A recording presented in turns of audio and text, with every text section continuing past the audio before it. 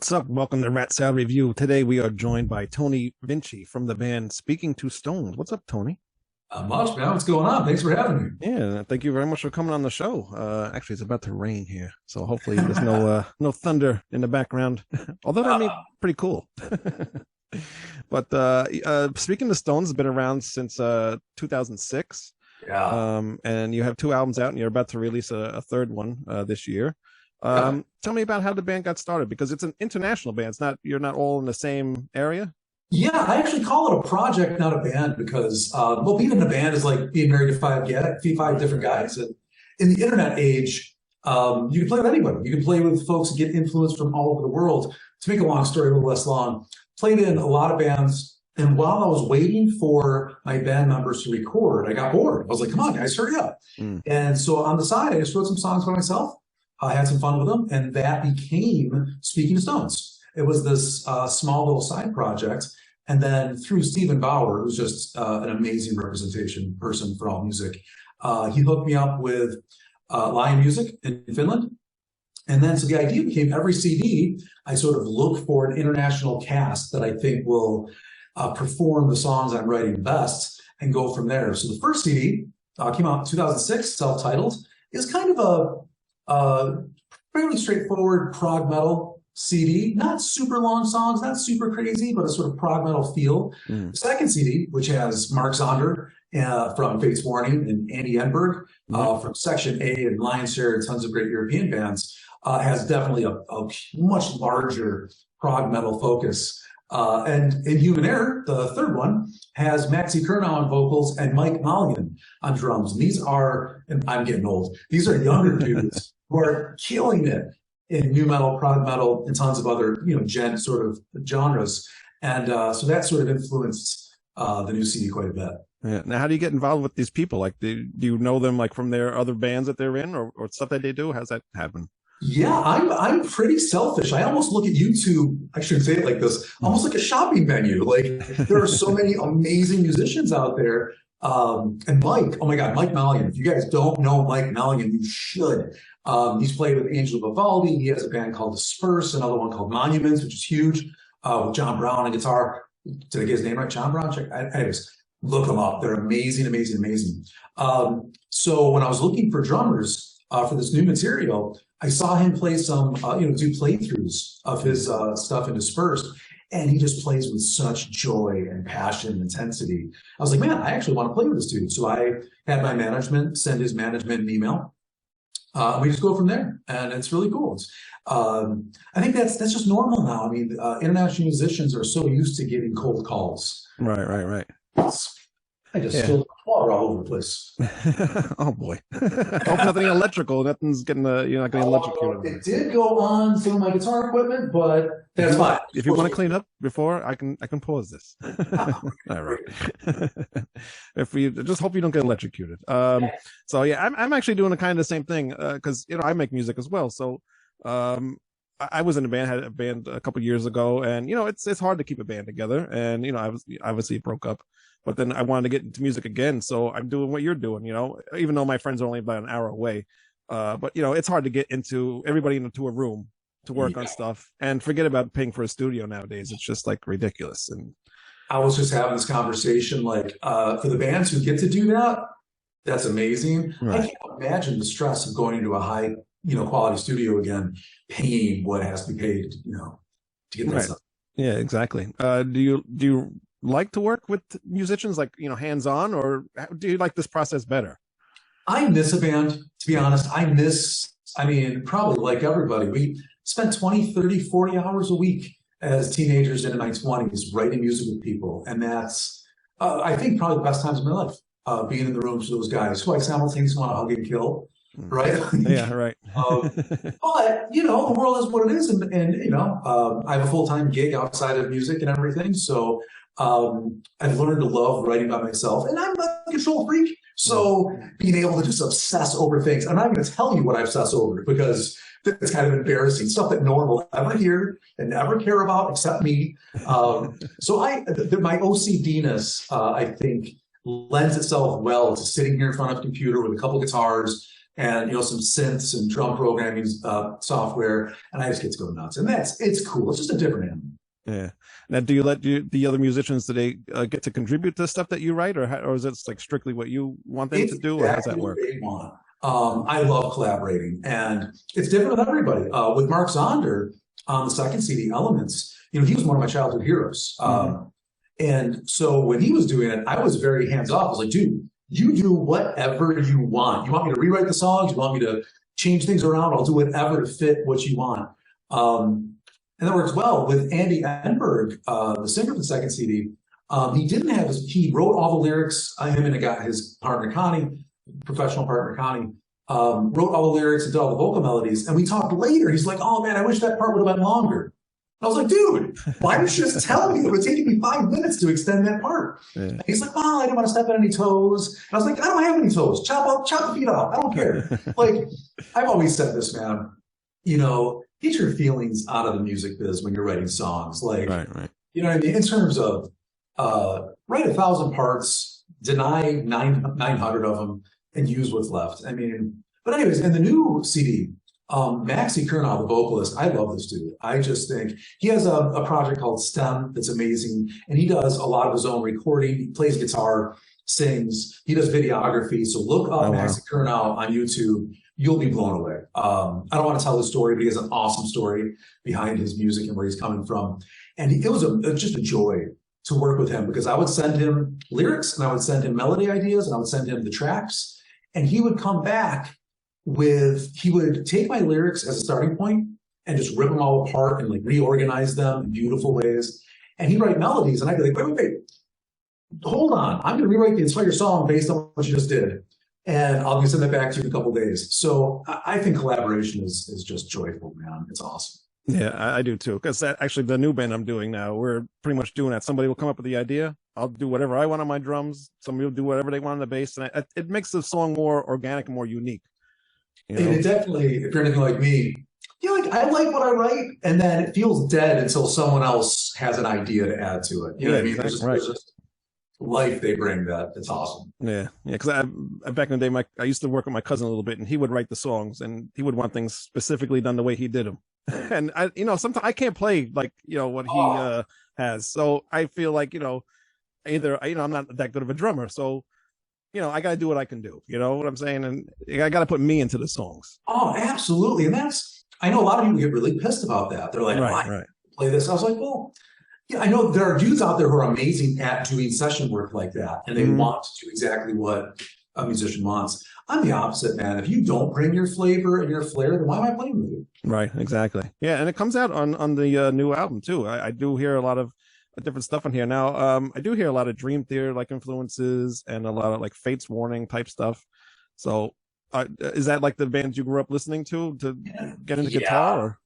Yeah, I mean, I think I'm like many guitarists from the 80s and 90s. Vai, Satriani, Petrucci, Engberg, and then all the crazy metal guitarists, Alex Skolnick and Chris Poland. When I saw Petrucci for the first time, it was 1992. It was like $5 to get in. Dream Theater was playing this tiny little club. And I'll never forget, if I could say this, it was me and a guy named El Vittori. We were like, I hope I can say this, sorry. We were like the two big shot guitarists from the city, or at least we felt that way, I think. Right.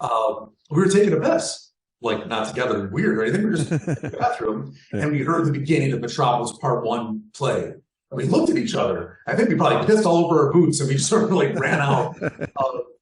And it was just a life-changing moment. So yeah, I mean, I think a lot of bands are trying to do something new. That's amazing. I'm trying to do something, to be honest, Speaking to Stones it's trying to time travel. It's trying to go back to 1995, 1996. I hear all that. Yes, I hear that year. Yep. And I was like, you know what? That's cool. No one's doing it. I think retro is awesome. There's enough amazing players doing new things. I want to go back to something that I love and cherish. Yeah. And music was so exciting back then. There was a lot of new styles coming in. The guys who were like the serious metal prog guys, we had gotten over our anger about grunge. Right? Grunge came out, sort of took over the universe for a while. And then we started incorporating those elements. So I think the best way to say this, no disrespect to Dream Theater at all.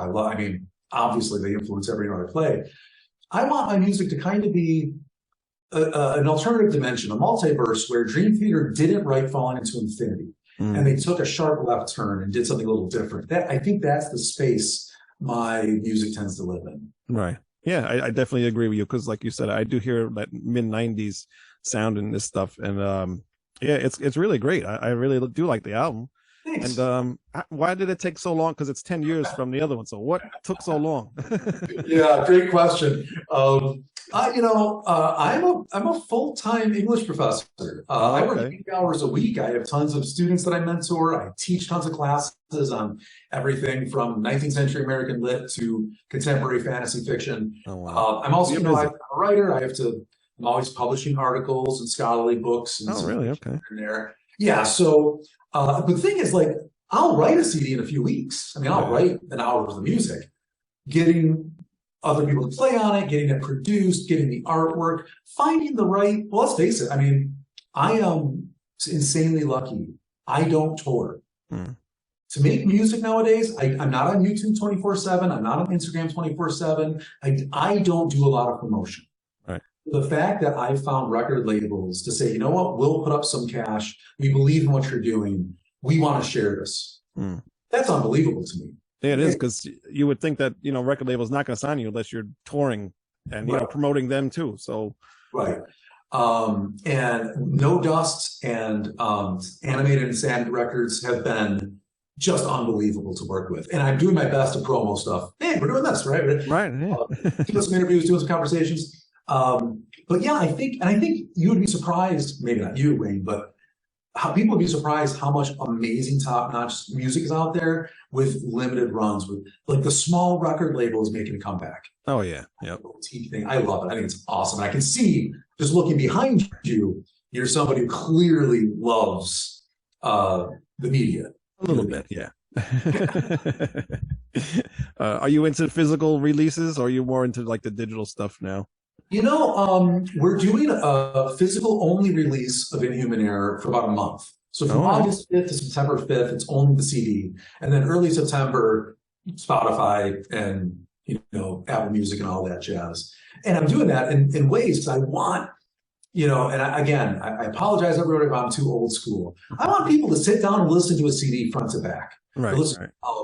Don't just listen to a song. Sit down for an hour. Get your friends. This sounds totally old school. Order a fucking pizza. Can I swear? Oops. Yeah, you do whatever you want here. We don't fucking care what you do. Do whatever you want. Oh, thanks, man.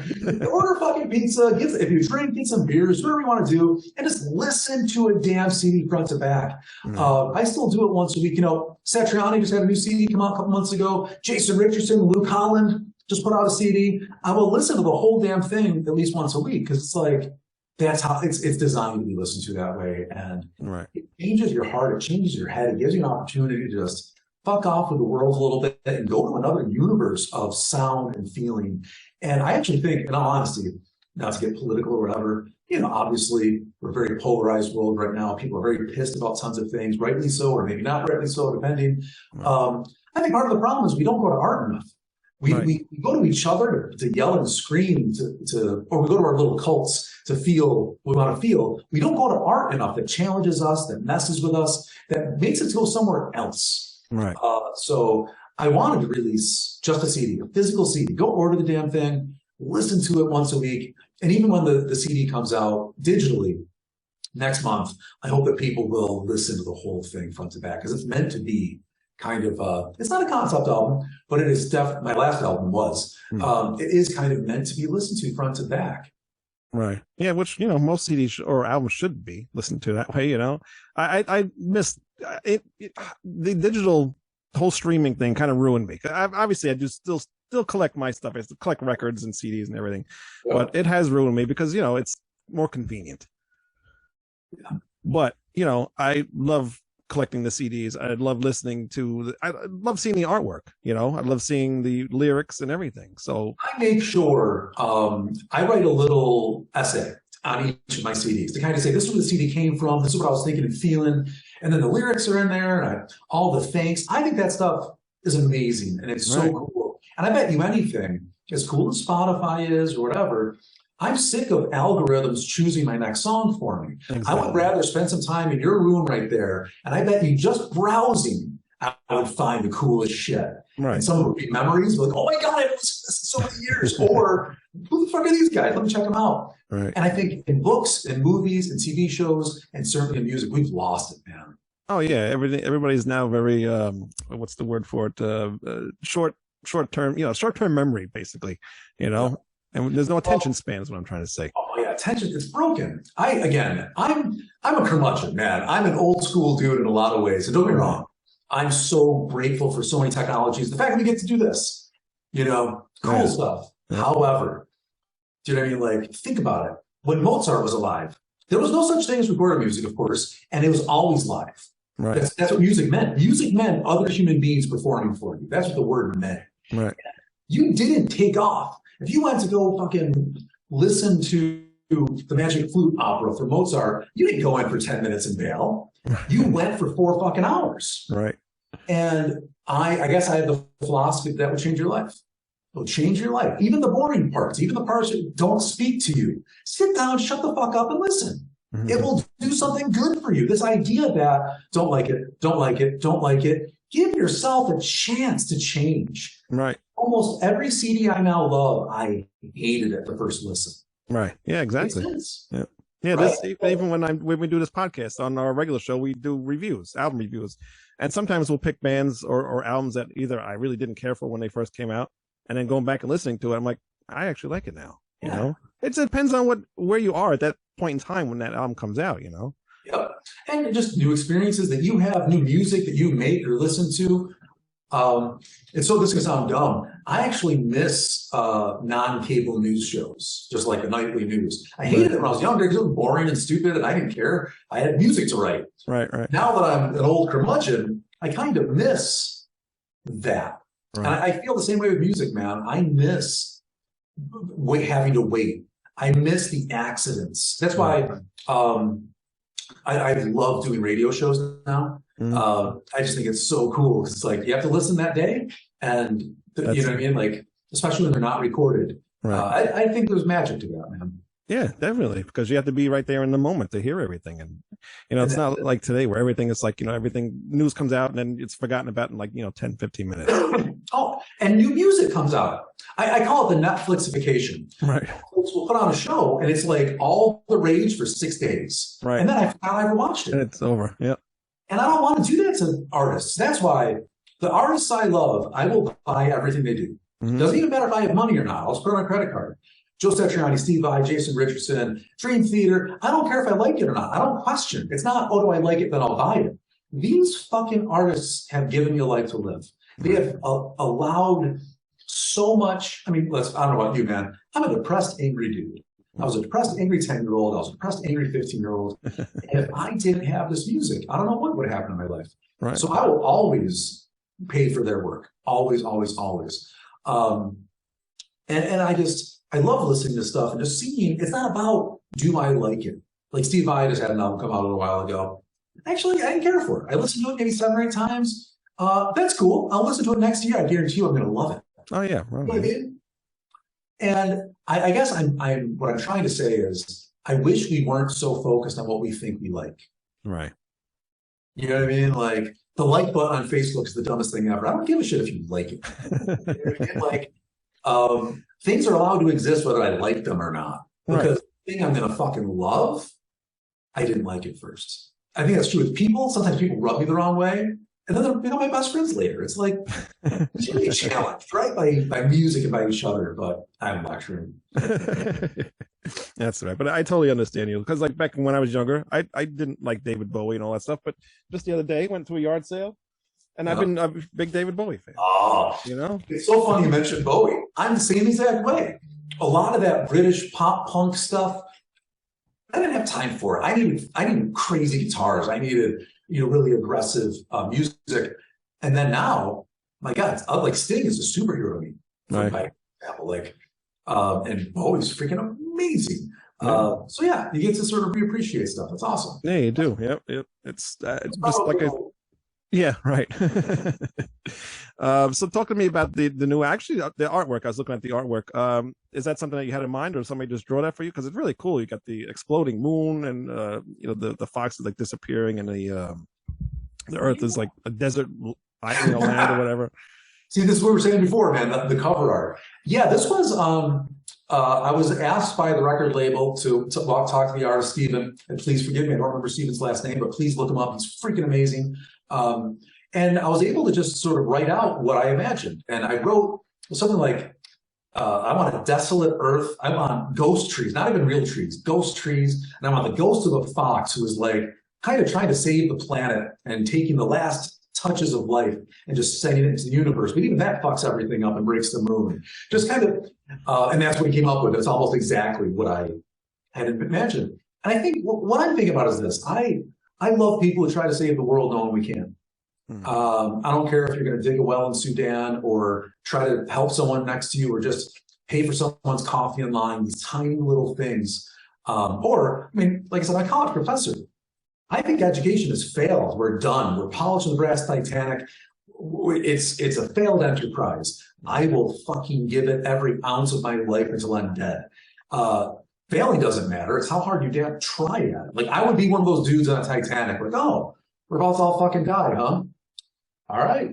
What do you want to play? Let's play until we're done. And I kind of have that feeling. So I think the cover art really embodies that. And I think we don't, not to be too much of a tree hugging hippie, I don't think we pay anywhere near as much attention to the natural world as we should. Right. I think, and it's not just about, save animals or save environment. It's not about saving. It's realizing they're here all the time and they're influencing us and they're speaking to us. And this idea that human beings are the central intelligence on the planet, I kind of think is arrogant and dumb, to be blunt. I'd much rather go to I have a bunch of deer in my backyard. I'll go hang out with them.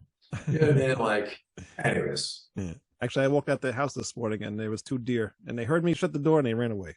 Oh, probably safe for them to run away, right? Yeah. But they're always stepping on my plants, so it's a pain in the ass. See, that's the thing, man. The deer in this neighborhood, they eat everyone's plants.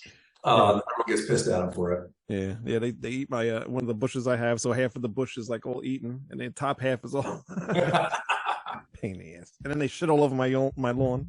Oh, the shit is another problem. Animals shit. We need to do something with that stuff. Yeah, we do. But that's kind of, the name of the CD, Inhuman Error.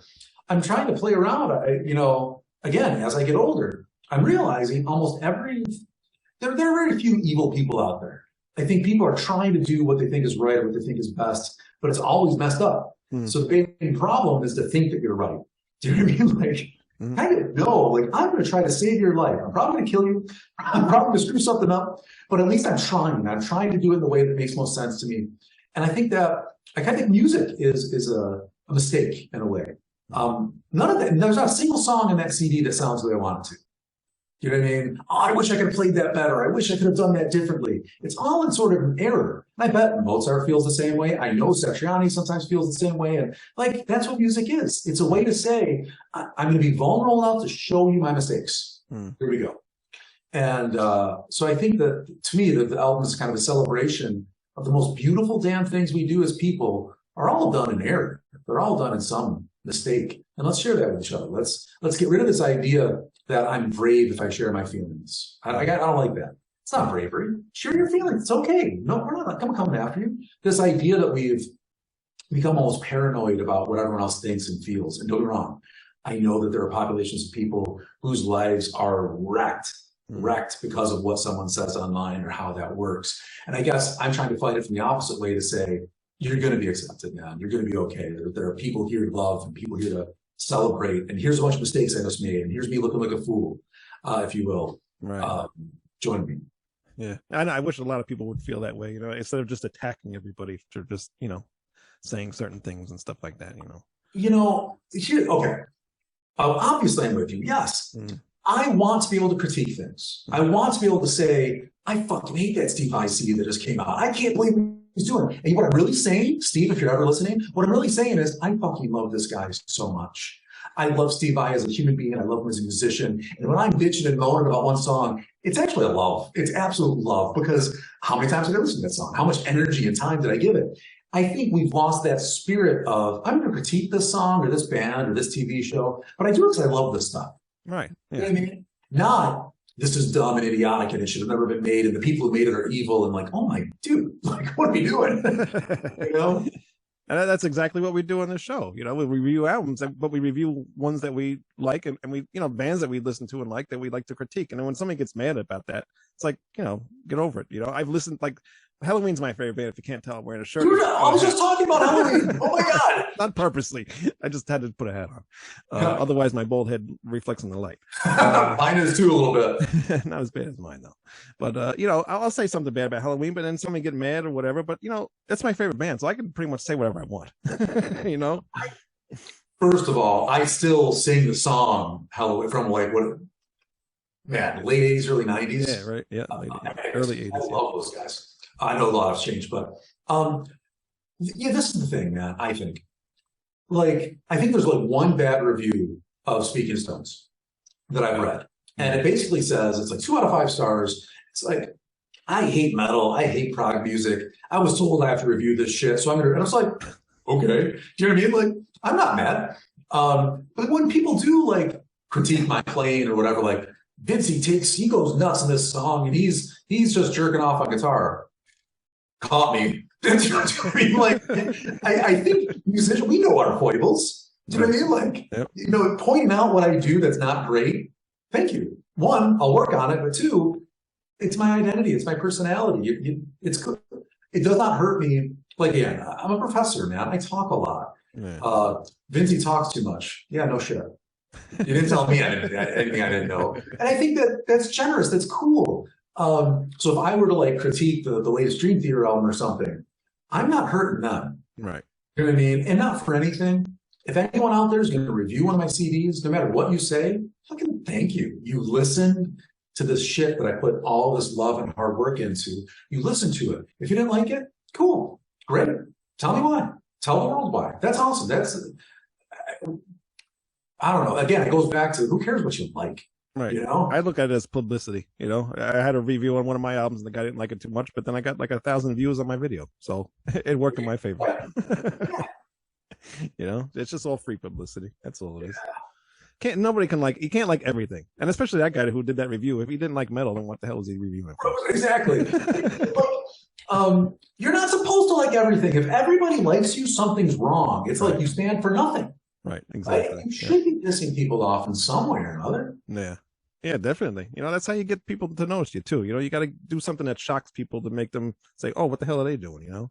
Polyphia has made an entire career out of that, right? Like they call themselves the most hated band, and well, however you want to define their work now. But they're killer musicians. They've done some of the coolest new music in the last 10 years, and they kind of invite you to talk shit about them. Right.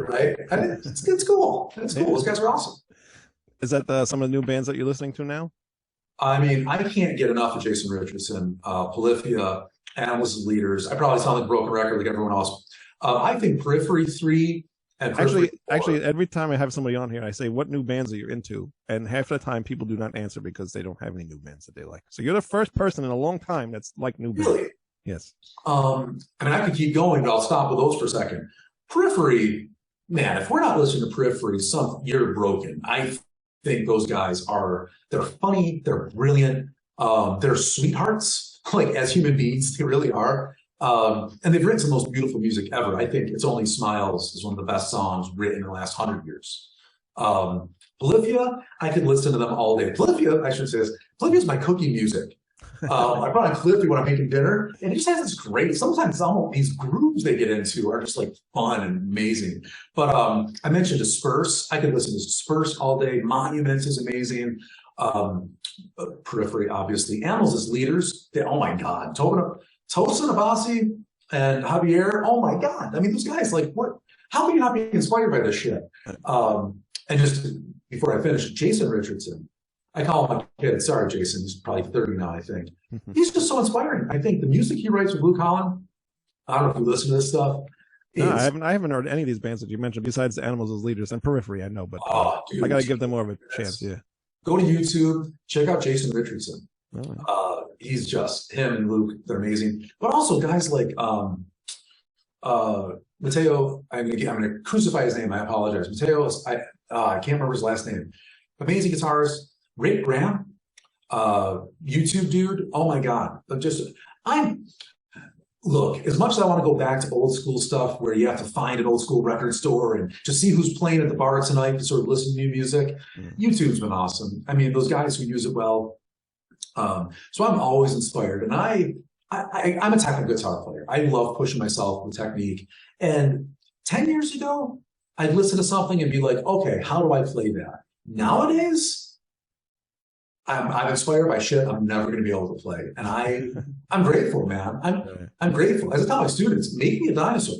Make me obsolete. Do shit that is something I would never be able to do, whether that's in writing or thinking, how you live your life, or what you're doing in music, man. Kill it. So no, I'm grateful for all the new music out there. Yeah, good. I'm glad to hear, because like I said, a lot of people have a hard time trying to pick a new band, and to me that's impossible because I'm always trying to find new stuff to listen to, and all those bands you listen to, I'm gonna look them up. What do you listen to? What new stuff's coming out? God, I did listen to so much stuff. It's on my phone here. Let's see.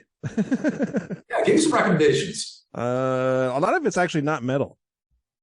I don't listen to a lot of metal lately for some reason. I'm into a lot of indie rock. I love the Bleachers. You know, you've heard of them? No. You probably heard of them. Remember the band Fun? They were very annoying. They were always on the radio all the time. That's the guitarist's other band. It's like another band he does. But another band called Raskalia. They're like a polka rock metal type band. We're all parasites. So I'm gonna go up, listen to the Bleachers, and listen to these guys, and I bet you anything there's gonna be like a little guitar riff or a drum groove or a vocal melody that I'm like gonna rip off, right, without even knowing. Right. So no, this is great. This is great, man. And what's the other band I've been listening to? Blah, blah, blah, blah, blah. What the hell? I just had it right here. Where'd it go? Beast in Black. That's like a power metal band. But Iotunn. Iotunn. I think that's how you pronounce it. Iotunn. It's like a death metal type. Not death metal. What do you call that? Like Dimmu Borgir. What do you call it? You know who they are? No. It's like extreme metal type thing, but he has like a growly voice and like a clean vocal type thing going on at the same time. So it's really cool. It's very progressive. So you might actually like it. That sounds great. I mean, I actually love screaming, you know, in music. I have a love-hate relationship with it, but when I love it, me too. Yeah. It's like, again, I go back to Periphery, but there's some songs on Inhuman Error where I had asked Maxi, the singer, I was like, hey, can you give me this sort of a balls out, you know, scream, rip your throat out for this one? He said, well, I don't do that stuff too much anymore, but I'll give it a shot. And they're probably my favorite bits of Inhuman Error are these screaming parts that then, you know, of course, go into some beautiful melody afterward. Right. I love that stuff. Yeah. When it's done in the right way, I like it. But if it's like all the time and they don't like go away from that for a minute or two, then it kind of gets like, I'm done with that. You can't do anything with it. It's you know what I mean? It's kind of like, I don't know, eating rice every day. You want some flavor. Right. Yeah. You need some variation in my music. So, you know, I like it when it's a little mixed here and there, when it's at the right parts.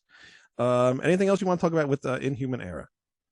Well, one, I just hope people go out, take a listen to the CD. The first single, Gravity, is on YouTube. You can go check it out. It will be out streaming in early September. Go check out some of the other CDs if you want to, like the self-titled from 2006 and Elements from 2012. And, you know, I guess I want to request, if anyone listens to Inhuman Error, listen to the lyrics.